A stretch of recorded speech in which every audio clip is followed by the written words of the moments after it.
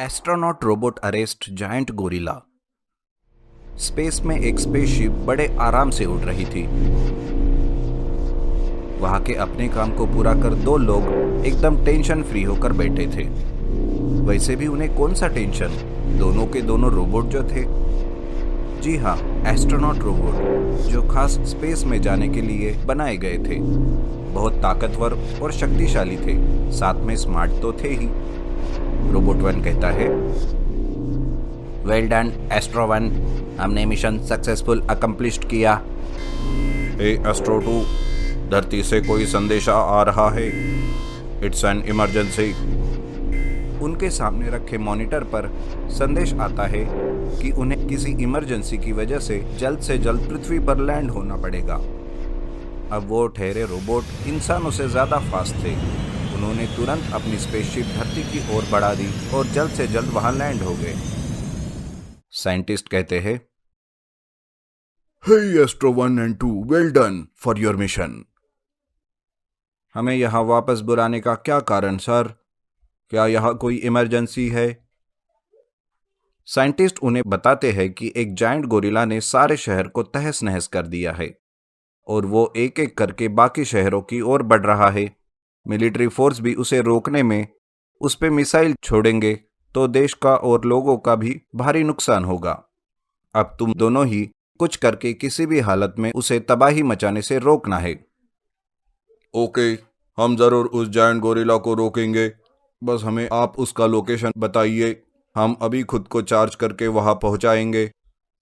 उन दोनों को जायंट गोरिल्ला की लोकेशन बता दी जाती है और वो अपनी बैटरी अच्छी तरह से चार्ज करके और सारे वेपन्स चेक करके उस गोरिल्ला की ओर निकल पड़ते हैं। पर जाते जाते वो कुछ इंजेक्शंस अपने साथ रख लेते हैं और कुछ ही देर में वहां पहुंच जाते हैं। गोरिल्ला एक शहर को तबाह करने में अपनी पूरी ताकत लगा रहा था।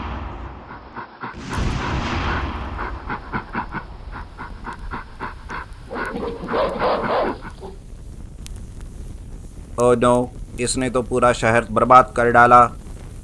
हमें इसे शहर के बाहर ले जाना होगा ताकि ये और बर्बादी ना फैला सके। एस्ट्रो वन उस पर अटैक करके उसका ध्यान खुद की तरफ भटकाता है और वो गोरिल्ला सच में इतना बड़ा था कि उस पर रोबोट के अटैक का कोई असर ही नहीं हो रहा था। मोर पावर, अब वक्त आ गया है। हमें इससे लड़ने के लिए एक हो जाना चाहिए। Are you ready Astro 1?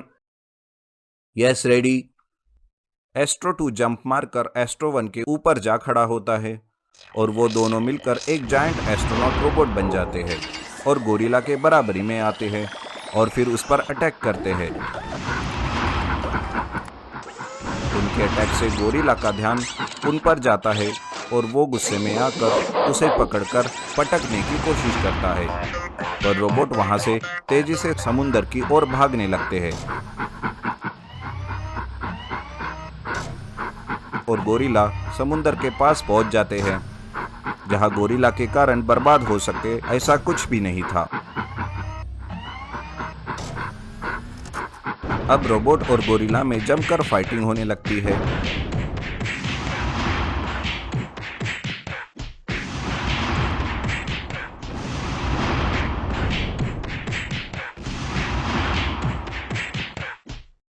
दोनों एक दूसरे के टक्कर के थे कि तभी मौका देख के रोबोट ने अपने साथ लाया हुआ बड़ा सा इंजेक्शन गोरिल्ला के पेट में घुसा दिया।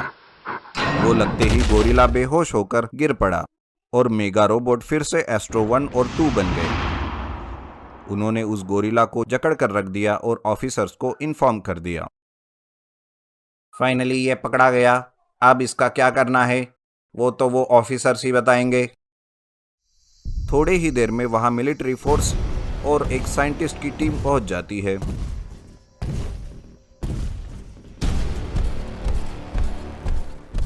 और उस गोरिल्ला को बंधा हुआ देख वो राहत की सांस लेते हैं। साइंटिस्ट कहते हैं, गुड जॉब एस्ट्रो 1 एंड 2, अब इसे लैब ले चलो जहां से ये भागा था। हमें हमारा एक्सपेरिमेंट पूरा करना है। तो आप इस पर एक्सपेरिमेंट करने के लिए इसे पकड़ना चाहते थे? इसलिए वो अपनी जान बचाकर भाग रहा था। हे रोबोट हो, बस इंस्ट्रक्शंस फॉलो करो, सवाल पूछने का हक तुम्हें नहीं। उस जायंट गोरिल्ला को लैब ले जाया गया और दोनों रोबोट को साइंटिस्ट की बात गलत लगी। ये इंसान अपने फायदे के लिए जानवरों को तकलीफ देते हैं, उन्हें हैवान बनाते हैं, इसलिए वो जानवर उन्हीं को मारते हैं। ना जाने ये इंसान कब सुधरेंगे। अगर ऐसे ही मतलबी बन के रहेंगे तो दुनिया की बाकी प्रजातियां नष्ट हो जाएंगी। क्या हम उस गोरिल्ला के लिए कुछ कर सकते हैं? रोबोट होकर भी उन दोनों को गोरिल्ला की हालत पर दया आती है और वो उसे वहां से बचाने का ठान लेते हैं और फिर से लैब की ओर निकल पड़ते हैं। लैब में वो मेन साइंटिस्ट उस गोरिल्ला पर अकेला काम कर रहा था। एस्ट्रो 1 और 2 कहते हैं, हेलो डॉक्टर, क्या हम आपकी कुछ हेल्प कर सकते हैं? डॉक्टर, क्या इस एक्सपेरिमेंट से दुनिया का भला होने वाला है? हाँ जरूर, मुझे शायद तुम्हारी हेल्प लगेगी। मैं किसी और पर भरोसा नहीं करना चाहता, और भला तो जरूर होगा, पर दुनिया का नहीं, सिर्फ मेरा। इस एक्सपेरिमेंट के बाद मैं दुनिया का सबसे शक्तिशाली बन जाऊंगा और इस दुनिया पे राज करूंगा, राज। तुम दोनों मेरे खास बन के रहोगे। साइंटिस्ट की बात सुन दोनों रोबोट एक दूसरे की तरफ देखते हैं और हाँ में हाँ गर्दन हिलाते हैं, जैसे कि एक दूसरे को इशारा कर रहे हो। इशारा मिलते ही एस्ट्रो 1 साइंटिस्ट को इंजेक्शन देकर बेहोश करता है और एस्ट्रो 2 उस जायंट गोरिल्ला को लेकर बाहर निकल आता है। दोनों मिलकर उसे उसी समुद्र के किनारे छोड़ आते हैं और वापस आकर ऑफिसर के सामने साइंटिस्ट का कहा हुआ कन्फेशन, जो उन्होंने तभी रिकॉर्ड कर लिया था, वो दिखाते हैं, जिसे देख ऑफिसर उस सन की साइंटिस्ट को कैद कर लेते हैं और हमारे रोबोट फिर से एक बार हीरो बन जाते हैं। एक बार बंटी इंग्लिश मूवी देखकर आता है और पूरे घर में सुपरमैन की तरह उड़ते रहता है। तब बंटी के पिताजी मनोज कहते हैं, अरे बंटी, क्या उछल कूद कर रहा है? आज फिर से इंग्लिश मूवी देख लिया क्या? अरे पापा, मुझे एक सुपरमैन बनना है, बस उसी की तैयारी कर रहा हूँ। अरे ऐसे कौन सुपरमैन बनता है रे? तो फिर कैसे बनते हैं पापा, मुझे बताओ, नहीं तो आप बन जाओ। ऐसा कहकर बंटी मनोज के पीछे लग जाता है और बार बार सुपरमैन बनो ऐसे कहता है।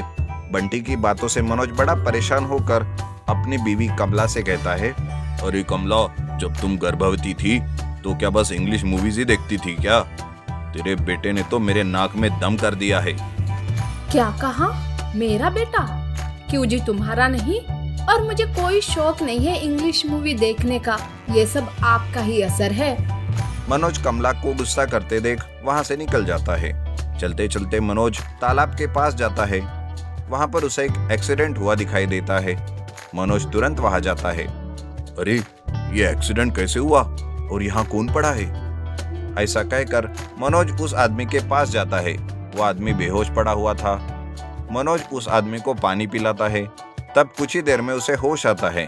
तब मनोज कहता है, आप कौन हो और ये एक्सीडेंट कैसे हुआ? आपका बहुत बहुत शुक्रिया। मैं एक आविष्कारक हूँ।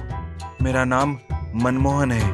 मैं बस इधर से गुजर रहा था कि बैलेंस खोने की वजह से यह एक्सीडेंट हो गया। क्या कहा? आप एक आविष्कारक हो? तो क्या आप मेरी मदद कर सकते हो? हाँ, मैं जरूर तुम्हारी मदद करूंगा। बोलो, क्या करना है? मनोज उसे कुछ बताता है और मनमोहन उसे एड्रेस देकर वहां से चला जाता है। मनोज बहुत खुश होता है कि अब वो अपने बेटे की ख्वाहिश पूरी करेगा। दूसरे दिन मनोज उस आदमी को मिलने के लिए जाता है और उसे सारी बात बताता है। तब वो आदमी कहता है, बस इतनी सी बात? मैं आपके लिए ऐसा सूट बनाता हूँ कि आप एक सुपर हीरो बन जाएंगे। मनोज बड़ा खुश होकर घर आता है। मनमोहन काम पर लग जाता है। मनमोहन एक ऐसा ड्रेस बनाता है जिसे पहनकर वो उड़ सकता है। कुछ ही दिनों में मनमोहन एक रोबोट फायर ड्रेस बनाता है और मनोज को बुला लेता है। मनोज उस ड्रेस को देखकर कहता है, मैं इसे पहन लूंगा तो उड़ सकूंगा। हाँ, एक बार पहनकर तो देखो। मनमोहन मनोज को ड्रेस के बारे में सब समझा देता है। मनोज वो रोबोट फायर ड्रेस पहन लेता है और एक बटन दबाते ही ड्रेस के पीछे लगे हुए सिलेंडर में आग लग जाती है और मनोज आसमान में उड़ने लगता है और उड़ते उड़ते घर जाता है। पापा को आसमान में उड़ते देख बंटी और कमला बहुत खुश होते हैं। बंटी चिल्ला चिल्ला कर कहने लगता है, मेरे पापा सुपरमैन, मेरे पापा सुपरमैन। ऐसा कहते हुए बंटी तालियां बजाता है। उस दिन के बाद धीरे धीरे बंटी भी उस रोबोट फायर ड्रेस को पहनकर उड़ने की प्रैक्टिस करता है और कुछ ही दिनों में वो पूरी तरह से सीख जाता है और फिर वो खुद रोबोट फायर ड्रेस पहनकर गांव के आसमान में उड़ने लगता है।